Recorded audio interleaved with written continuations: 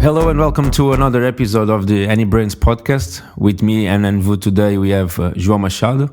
Machado has been working at Arkadium as a project manager since September 2022. And besides this, he works as a co-editor and video game reviewer for the specialized gaming website Rubber Chicken Games. And he is the executive director of IndieX, the annual showcase that promotes the best indie games made in Portugal while also showing new and exciting international indies. Welcome, Machado. Thank you for being with us today. Thank you very much for inviting me. It's a pleasure. We met this year, and I was really excited when you guys invited me. So thank you. Thank you. Tell us more about you as a gamer. Like, if you had to draw your gaming profile, how would it be? We want to know first games that you played, your favorite games that you had to put more hours into, stuff like that. My gaming profile is very old. I'm a child of the 80s, so can tell you that my first gaming experience was in a computer called a Sharp MZ700.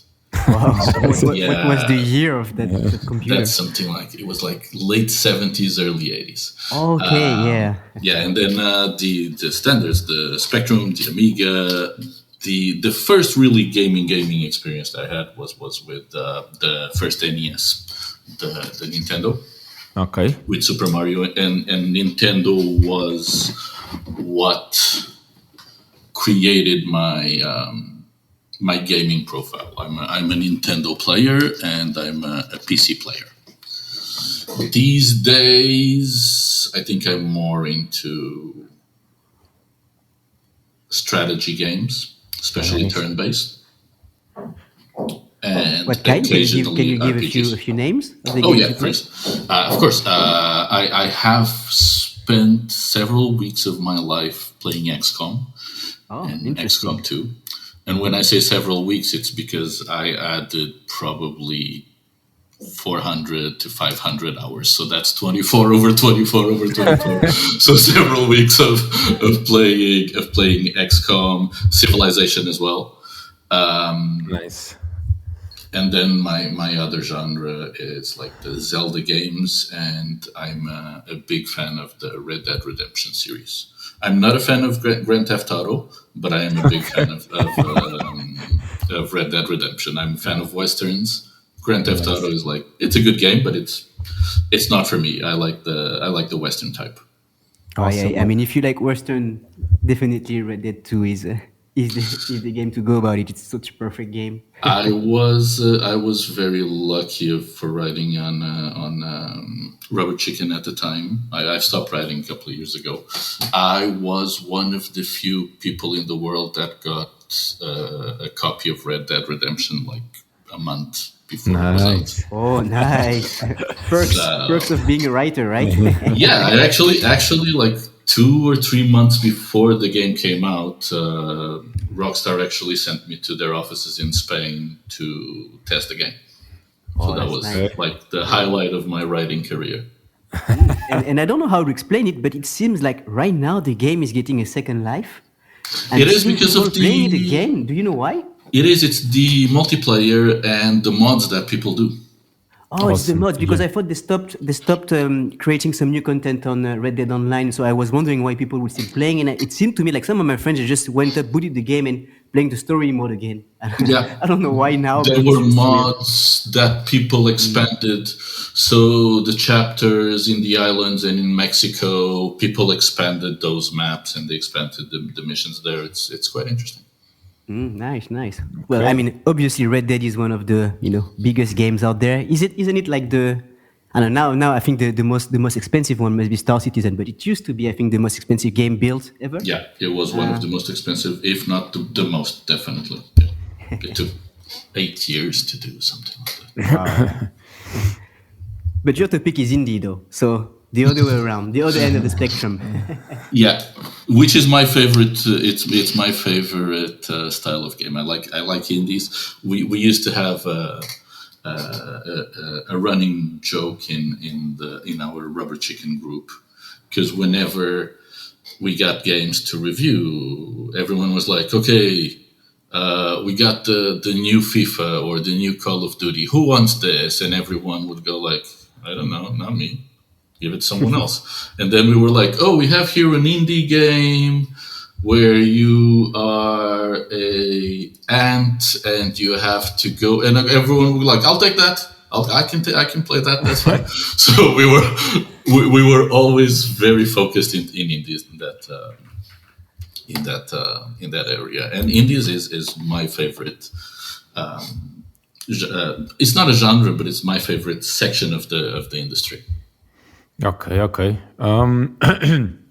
Before we roll into IndieX and the wonderful world of indie games, I wanted to ask you a little bit more about Arkadium and your role there. How's it been doing? What can you tell us? It's been doing well. Arkadium has been a great experience. Arkadium has a huge history. Okay.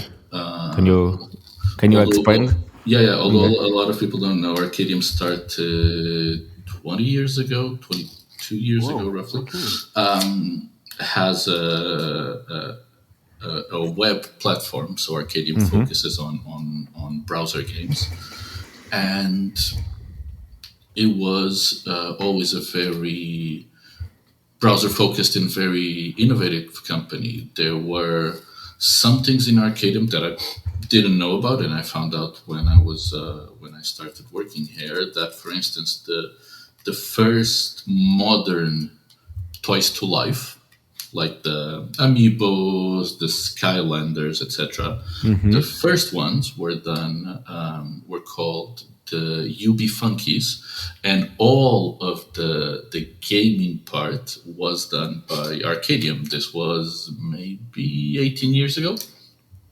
Okay. And then out of that, you had the Amiibos, you had the Skylanders, etc. Arkadium also. I can tell you that everyone has played Arkadium games without knowing, because Arkadium did the Solitaires and the Minesweepers for Windows. Okay, so everybody around that virtual table played some Arkadium games already. Exactly. And now our focus is mainly casual games, small casual games with focus especially to an older crowd. So we would say our target audience is 50 plus years old. Oh. That's an interesting take on a gaming audience, actually. Yeah, and we do have a very big corner of the audience. Market in that. Okay. In that audience, yeah. Awesome. For instance, if you go to the Washington Post website and if you go to the game page, the games there are from Arkadium. Oh, nice. I was actually going to ask, like, how do you attract 50 plus years old people on a platform like Arkadium? Is it like, as you did, like very targeted advertising in the media they look into? We have our own website, Arkadium.com, where you can play any of our games, and then we have games that are on the websites of several of our clients, like the Daily Mail, the Washington Post, and others. Makes sense. Okay. Now, what brings us together today is to talk about indie games and indie studios in a world of even bigger conglomerates every day. First question that I have regarding this topic for you is, how would you describe the current landscape of the indie gaming scene? It's very good. It's getting a lot better because indie games are having more visibility now. It's still a very tough market because it's very difficult to stand out in the crowd, and that is something that we try to help with in IndieX. It's trying to find the best games in the world and showcasing them. So, for instance, the day that we are recording this, which is one of my favorite games from IndieX last year, is coming out. It's a game called Little Guardsman. It's a very fun take on the Papers, Please style of game. where you play as a young girl that her father is the gatekeeper of the kingdom, but he decided that on that day she should try to work. So you have to interrogate people and confirm if people can go into the kingdom or not. Okay. It's a really fun game, and it's a game that I could tell you that maybe 10 years ago it would never have been made. Because there wouldn't be enough space for it to emerge, or No, there wouldn't be ideas for it to be created. Because the good thing about the indies is that it allows for innovation and for different ideas. If you look at the AAA market, comparing with the indie model, AAA's as good as they can be with multi-million-dollar teams working on them, they're all the same. yeah. Yeah, it's true. You have your FIFAs, you have your Call of Duties, you have your open world exploration games. Yes. Yeah, Topics franchises. change a bit, Yeah. but it's the same. Now, on indies, people risk. Sometimes it pays off, sometimes it doesn't. Sometimes it's a very good idea that then the big ones and the AAAs take and adapt to theirs. But usually, the innovation comes from the indie industry, and that this is why I like it. And why I say it's getting better is that there are more people risking. Now, lately, there has been a problem. After COVID, when the gaming market started booming, there were a lot of investors on gaming that misread the market. Yes. Yeah. They were thinking, okay, everyone is finding video games now, so let's invest in video games. Let's make a lot of money in video games. Let's invest in publishers. Let's invest in studios. But then the market started going down again, or stabilizing to normal numbers, which is why now we are seeing Lots of layoffs and the studios closing, Yeah. the publishers closing. For instance, Versus Evil that closed just before Christmas. A very good publisher, and others that have been closing and have been not providing the resources to their studios or to the studios that they signed because of this, because the market went down. Still, it's in a good position. There's a lot of talent. There's a lot of good ideas out there. Problem is finding them. Do you think, like, because of that recent COVID context, indies were more impacted by, the following crisis, or more like the AAAs? It seems to me the AAAs, but it must have had some impact less visible on the indies that probably we never heard of. There was a bigger search for games. And after the AAAs ran out, because there was not a lot of things coming out at that time, people went to the indies, and there were a few indies that had a good market there. For instance, it's a game I don't like personally. I think it's a terrible game, but that's my opinion. But for instance, consider Among Us. Yeah, of course. Among Us actually was released like 2 years before COVID with very few sales. But then when COVID hit, because everyone was at home and everyone needed something to socialize, that's when it had a boom. And there were other games that had that boom. And Yeah, then it's true. I remember during the confinement, I was playing Among Us with some of my friends. It was one of the ways you could, cope with being all alone on your side, and you could interact with someone. So there were a few games that allowed that, but then and then there were copies and there were clones of Among Us and people trying to do what they did, but the market was already taken. It was already for that game. Yeah, and they went and be bought by Microsoft, I think, right? Yeah. And because of that boom, yes. Regarding that, the thing that I just asked, in a world where the big companies often dominate, what do you think are the survival strategies that you observed that successfully indie studios employed? Or do you feel that one thing doesn't compromise the other, that there are space for indies, as the space for indies is well established? The space for indies is well established. The big market is always the AAAs. Unless someone is very into indies, you're not going to know anyone that's going to buy an indie. Unless it's a very specific studio or a very specific game. And sometimes it's a matter of luck. It's a matter of the right YouTuber, the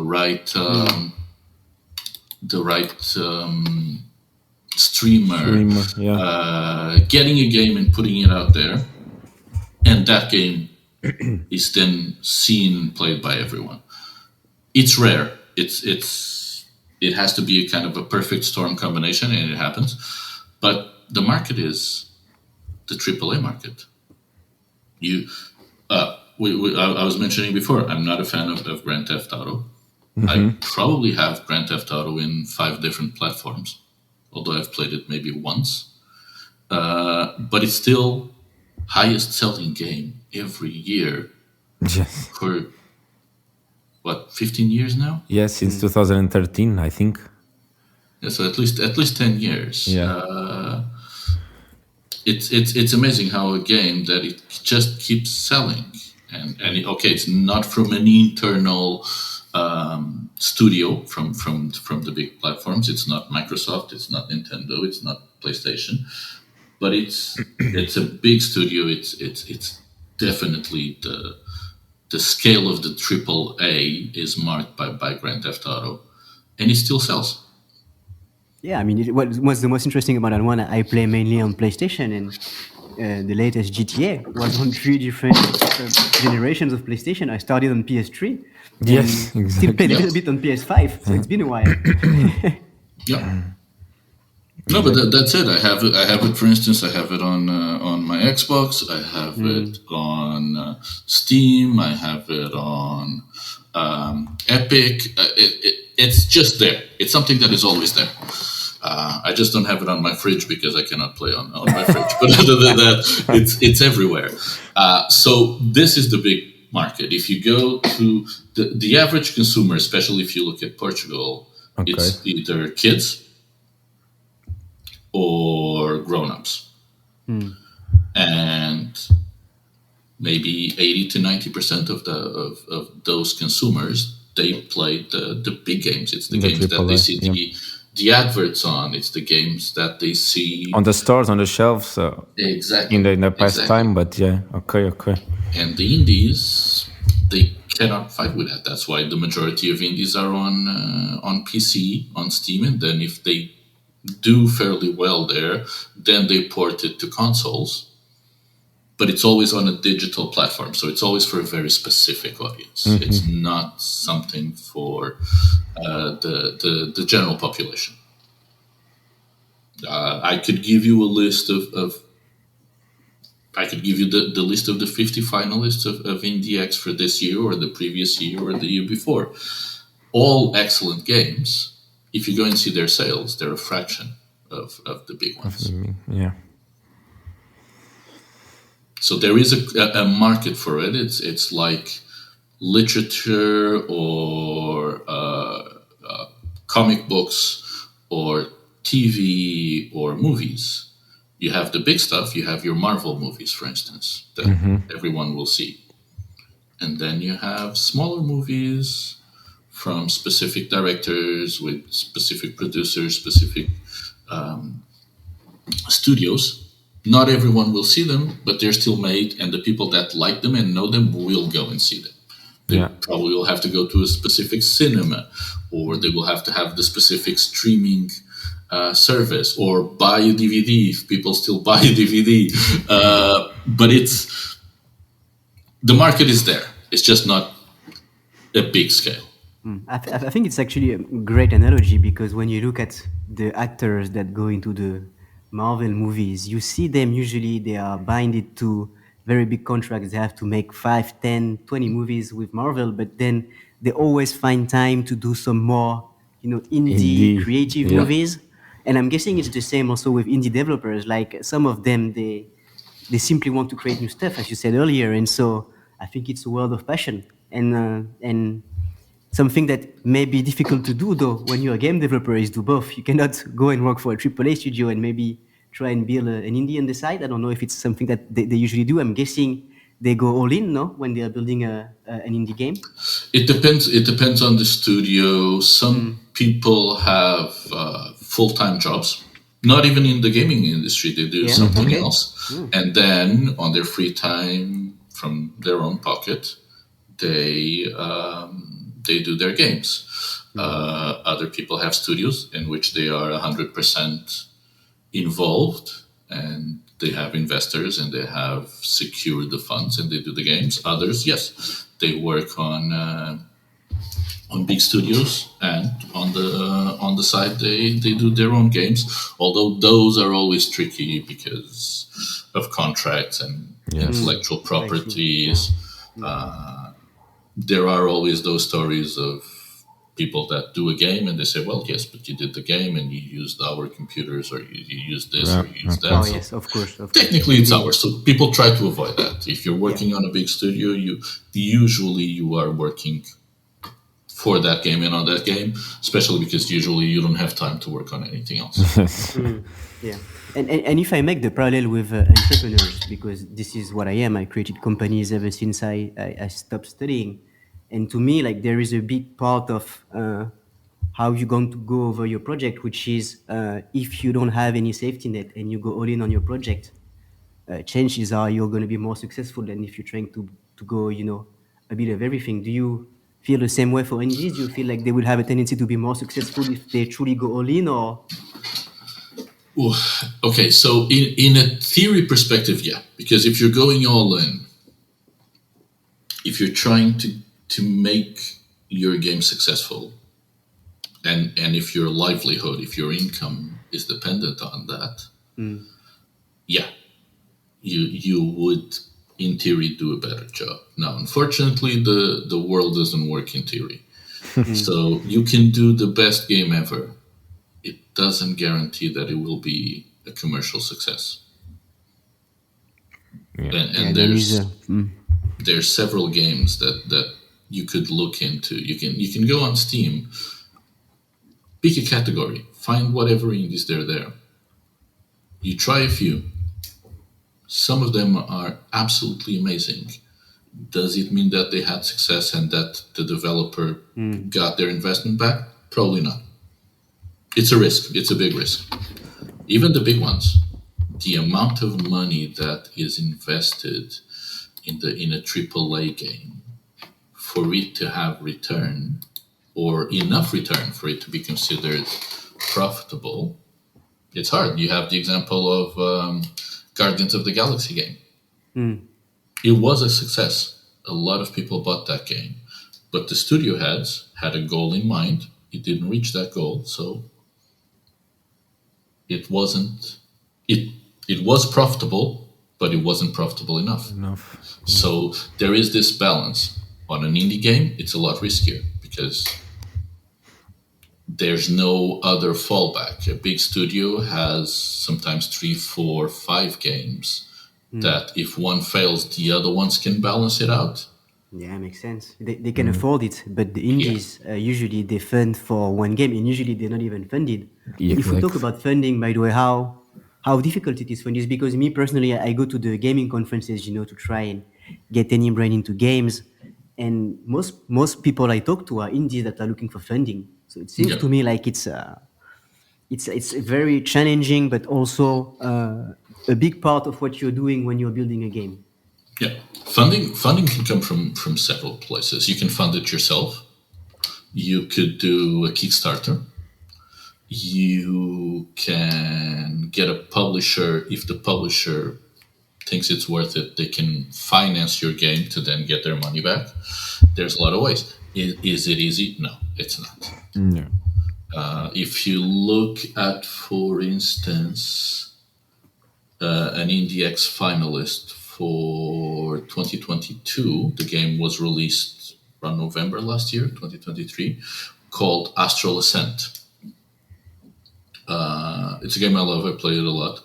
It's a roguelike game. And what they did was they kickstarted the game.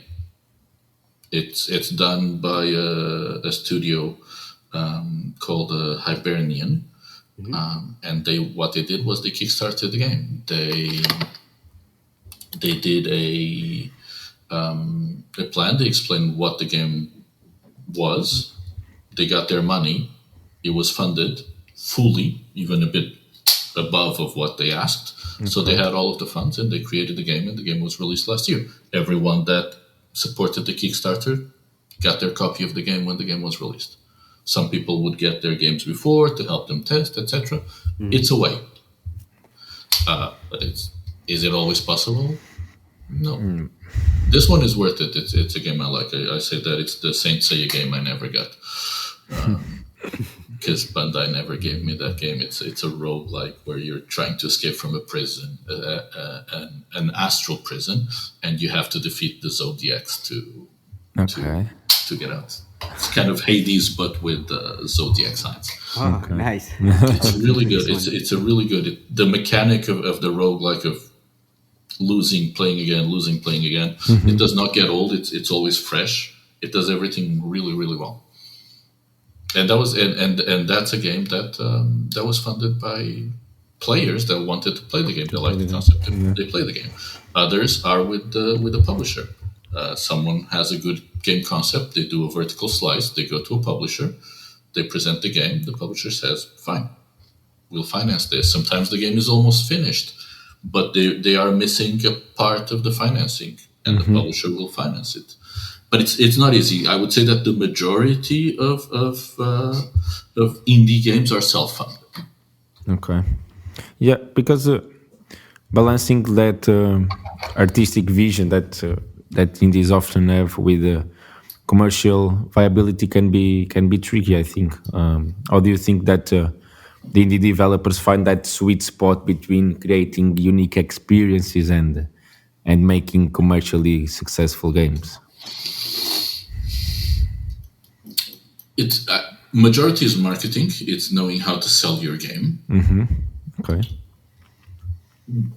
Sometimes it's with a bit of luck. A game I really liked in the recent years, for instance, very original game, is called Brock the Investigator. And here Gator is with a capital G because it's a crocodile. Okay. Well, an alligator. And it's a really fun game. You can find it on Steam and Nintendo Switch. I'm not sure if he exported it to the other platforms, but at least on Steam and Switch you can find it.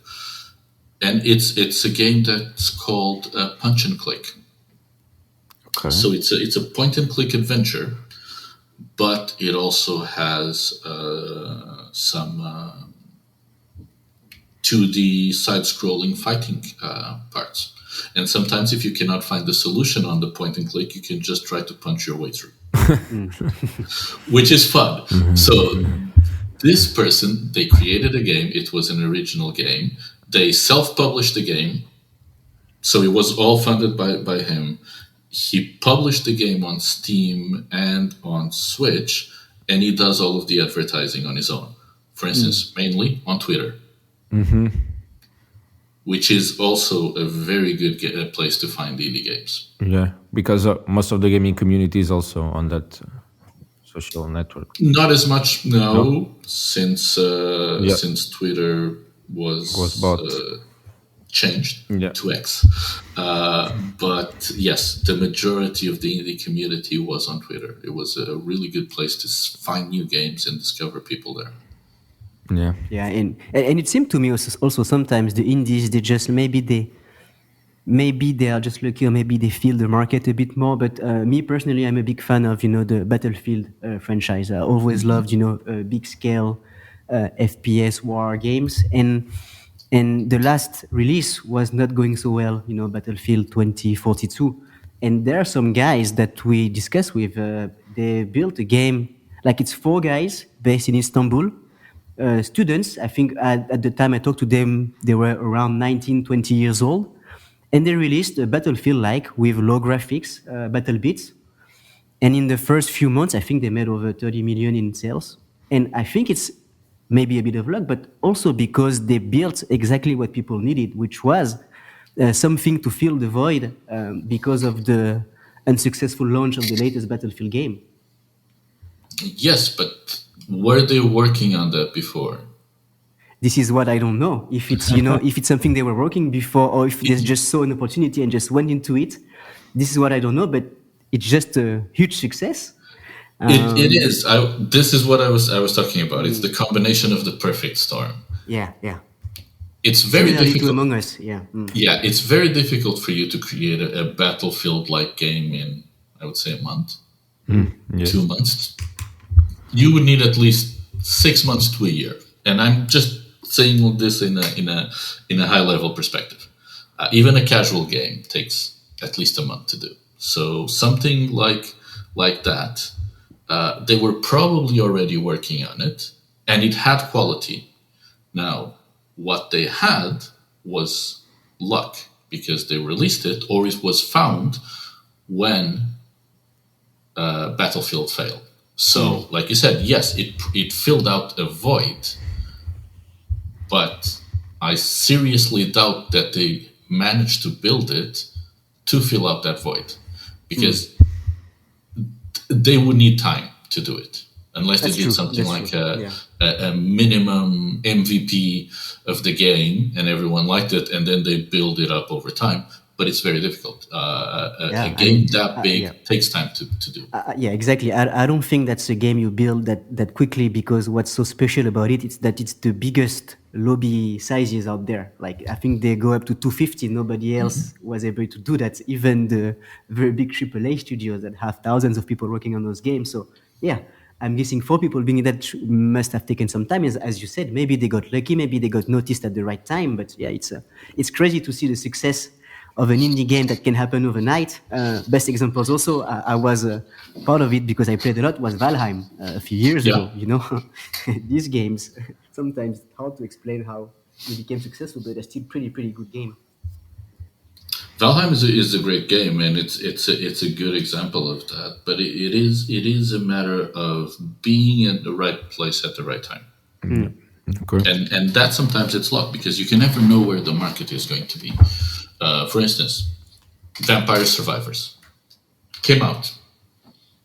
It's still the biggest one in their genre, but there's hundreds of clones of that. Will any of those be as successful? Probably not. Yep. And this is, for me, the biggest problem with the indie market. It's that when there is something that is new and very successful, there's a lot of people that follow the trend, which is fine. It gives variety. But But very difficult for you to have when there's a big game, and we gave a few examples, Among Us and Vampire Survivor. Your game has to be really, really, really good, above really good, to go over that one.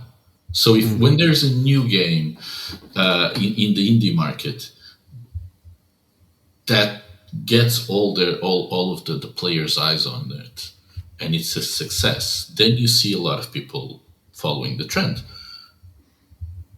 But that's it. It's just trying to get a small slice of that market, instead of trying to think about something new, trying to get a new idea on. Everyone follows that, and then it wears out, and then someone creates something new, and then everyone follows that, and it wears out. And if you go through the video game industry and the sales, you actually see like cycles of what are the biggest trends. Many years ago, it was real-time strategy. Then it moved to Metroidvanias. Then it moved to JRPGs. Then it moved to open world action games. So it always goes around, because then the market gets, when something is on a high, the market gets, I would say, overcrowded. Something new shows up, and then everyone follows that trend, and even the AAAs. Yeah. And what would you say is the big indie trend right now? I would say the big indie trend for this year is going to be Metroidvanias. Oh, makes sense. I've actually seen a lot of them being built at those conferences, showcased and everything. So I think it makes sense, yeah. The biggest trend for 2024, I think it's going to be Metroidvanias. Last year was Vampire Survivor clones, and the year before it was roguelikes. And what would you say would be the next one then? Good question. I don't know. Maybe some indies will hear you and start building right now. Be successful in 2 years. Exactly. Yeah, I would hope it would be something on the RPG or the strategy game. I would like to see good RPGs. Probably we are going to have a lot of RPGs in 2025 because of Baldur's Gate 3. Oh yeah. Okay, I was about to say that. Yeah, makes sense. So right now everyone is following the Metroidvania trend. Prince of Persia just came out. Hollow Song has been expected to come out. Silk Song, Hollow Knight sequel is supposed to come out this year. And there's a lot of Metroidvania games that are expected to come out this year. I think that end of 2024 and then 25 onwards, we're gonna have a lot of RPGs. Not big scale RPGs like Baldur's Gate, but maybe some on the classical RPG type, like an isometric view, a lot of Dungeons and Dragons, a lot of that, which is also because Dungeons and Dragons is doing the 45 years, 50 years right now.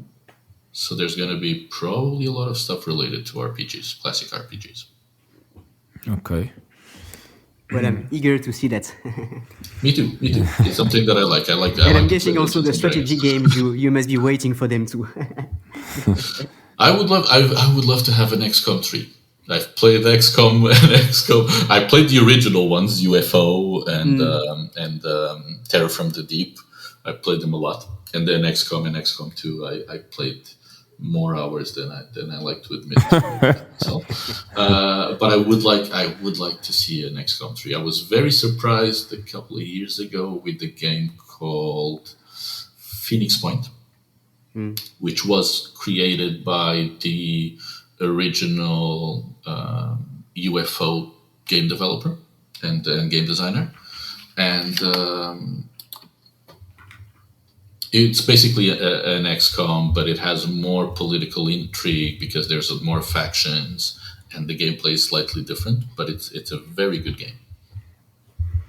Awesome. And I would like to see more games like that. Definitely, we'll look into that. By the way, if you could send us, the names of the game we mentioned, so that we can share them when we release later down the line. Pretty sure if it can help them or at least give them a bit of visibility. We'll do That it would for be sure.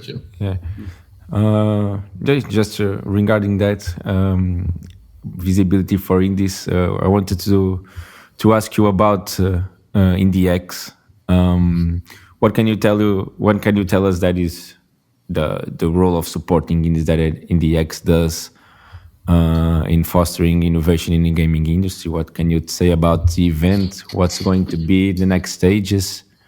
So IndieX has been around. First, it was called Indie Dome for 2 years, but overall, we've been doing this for 9 years now, and it's a very tiresome job, but it's a very gratifying job. So we do this outside of our work. Everyone that is involved on NDX, no one works there 100%. We all have our jobs and everything.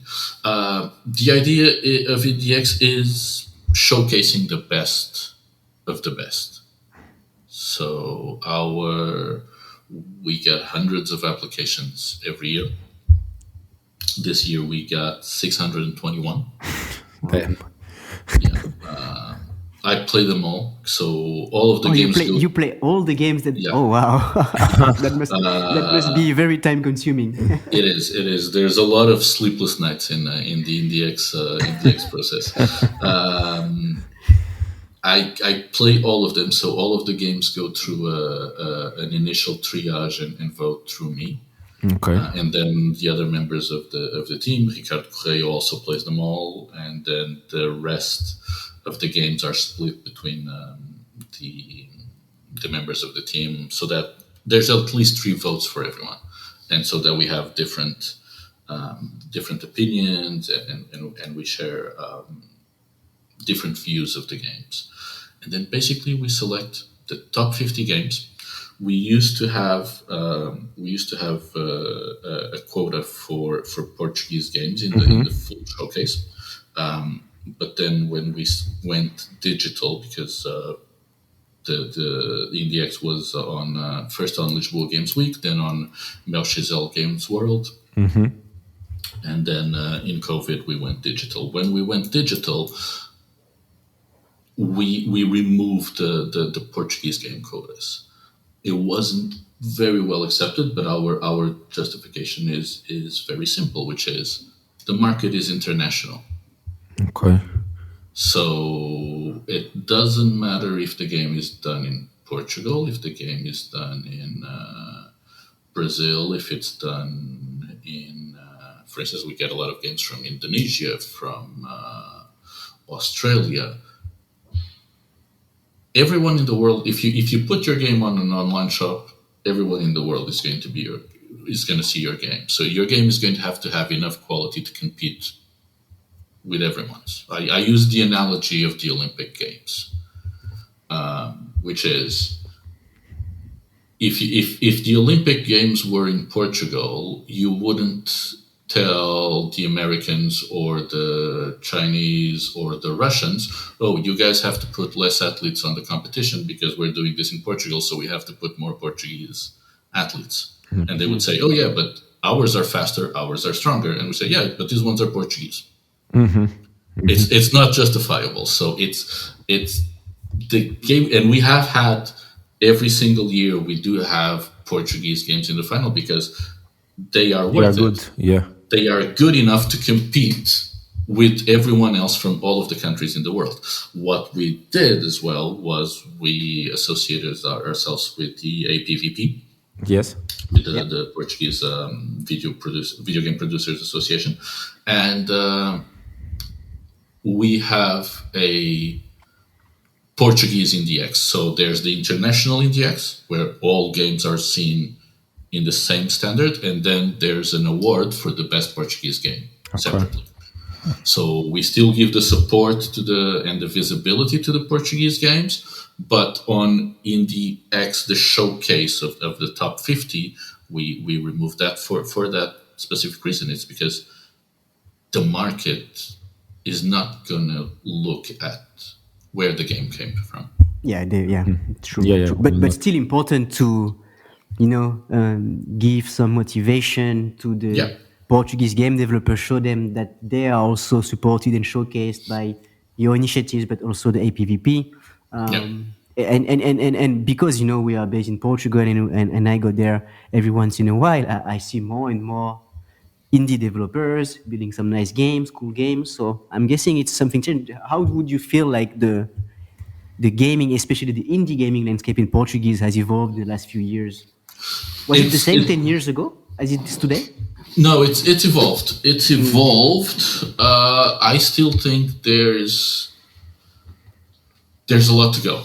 The APVP and there's more investment now in gaming, and there's more a bigger attempt of learning in gaming with events like the DevGam that was here in Portugal, with ICEP now, seeing that there's so much talent in Portugal in the video game industry. There's a lot of international companies that are coming to Portugal and that they are helping the Portuguese game development scene and the indie development scene grow, but it's still a long way to go. It's coming out. I would say it's coming out of the amateur stage. Okay. Yeah, I would say one signal that to me says it's going in the right direction is, I think for the first time this year at GDC, there's gonna be a Portuguese pavilion, which is pretty nice, right? That is amazing. Yeah. I would hope that we, in a couple of years, have something like UKIE, which is of course. The UK one, very familiar. The Great Britain one, the United Kingdom association, government funded, just to help video game developers, and there's hundreds of studios there. American government, they support it. Chinese government, French also. I'm it. French. So French, German. In Portugal, no. Yeah. So, is it an excuse for us not to have more development? Not really, because we do have the talent, we do have the knowledge, but it helps, and it helps to. It would be a good stepping stone for a lot of companies, and a good example on this, on how much talent there is in Portugal, and it's one of the funniest things that we had in IndieX, is that the winner of the International IndieX award this year, so the game of the show of all of the games, was a game called Europa that is coming out this year, and it's done by a Portuguese called Elder Pinto. However, he applied to IndieX as an American because his studio and everyone that works with him is in America. Mm-hmm. The best Portuguese game is actually from a studio owned by an English developer and developed by an English in Portugal. But he's been here for many years. He has a Portuguese nationality now. His studio is registered in Portugal. He employs Portuguese people. So you see the difference. It's not a UK game. It's a Portuguese. This one is a Portuguese game. But for instance, Europa, although it's done by one Portuguese, and it cannot be considered a Portuguese game because it's someone that had to go abroad. Yeah. To fulfill this vision, And while you're on the topic, that could be a topic for a whole new podcast. But do you think how hard it is to move the Portuguese government on topics like this? Because if I make the parallel in France, I would imagine, obviously, like any kind of government, it's always difficult, especially when you talk about gaming. You have to do a lot of education and evangelize the people up there, but. How is it in Portugal? Do you think it's well received? Do you think we are to see more and more initiatives, or would it have to be coming with maybe a much younger government in place? If it comes with money, it doesn't matter the age. If the government sees that there's a potential for investment and there's a potential for income, I don't think that's the matter. Yeah. Because for me it was more about taking it seriously also. Is it taken seriously, gaming? Sometimes in some spheres in France, you can see they don't feel like it's for kids, it doesn't make any money, But that's it. If you show that it makes money, then people change their minds. I'll give you an example. When I moved to Arkadium last year in September, a year in September, I've been there in a year and change. And I worked in banking officially. My main job was in banking and finance, insurances, all of that stuff. I worked there for 17 years. And I remember when I told my parents, "Oh, I'm going to get out of the company and I'm going to go work for a gaming company," and my dad was like, and my dad is 80 plus, and he said, "Are you crazy? Games? Why would you go work in games? Why is there money in games?" And then I showed him. And I showed him that the gaming industry makes more money than cinema, TV, music, and literature combined. Yeah. Yes. And I showed him and I was showing him look, games you play on your tablet, the games you play on your phone, those make money. And he said, "No, they don't. I don't pay anything." I said, "Yes, you do. You don't pay real money. Sometimes people do, which is a different subject. But whenever you play your games and you see an ad or anything like that, that is making money to the game company." And I was explaining this to him, and then he was like, "Oh, okay, that makes sense. So that's how companies You can make money." shift. And something. And I said, "Yes, but there's other companies that they do a game and people buy the game. That's it." Yeah, yeah. So I'm guessing in that education phase towards the government, IndieX and the other initiatives out there are helping a lot in, bringing some more insights on what's really happening in gaming and what it could bring for the future and younger Portuguese developers out there that are looking to do something. When the gaming incubator opened in Lisbon a couple of weeks ago, and Carlos Moedas was there, he then gave an interview saying that he was very interested in this, and he was very interested in supporting this because it would create jobs, it would make money. So there are people that are interested, and there are people that are open to it. But it's in the starting process, right? Yes, yes. It's what I was saying. We are leaving the amateur stage. Yeah, so we are leaving the overall, not only the studio mentalities and the developer mentalities, that gaming in Portugal is a business. Gaming in Portugal can make money, but it's something that people need to understand in general. And some people in important places and in places where they can make a difference are understanding that. Okay. To finish, Machado, just have one last question. It is to ask you for advice that you have for aspiring indie game developers who are just starting their journey. Okay. So first of all, play games. Play every single game that you can. That's the main thing that a developer has to do. Anyone that works in gaming should play. That's where you see where you're going right. That's where you see what you're going wrong. The other thing is, if this is your dream, work for it. I dreamed of working in gaming for years. I had to go the long way around. There was no gaming industry in Portugal when I was 18 or 20. I'm 44 now. So, and my first official gaming job was a year and a half ago. I had to go around. Took the long road. Yeah, I literally took the long road. And that is it, is even if it doesn't look like you can do, now there's more opportunities. If you want to be an indie developer, if you want to be a developer, there's courses you can take, there's places you can work on.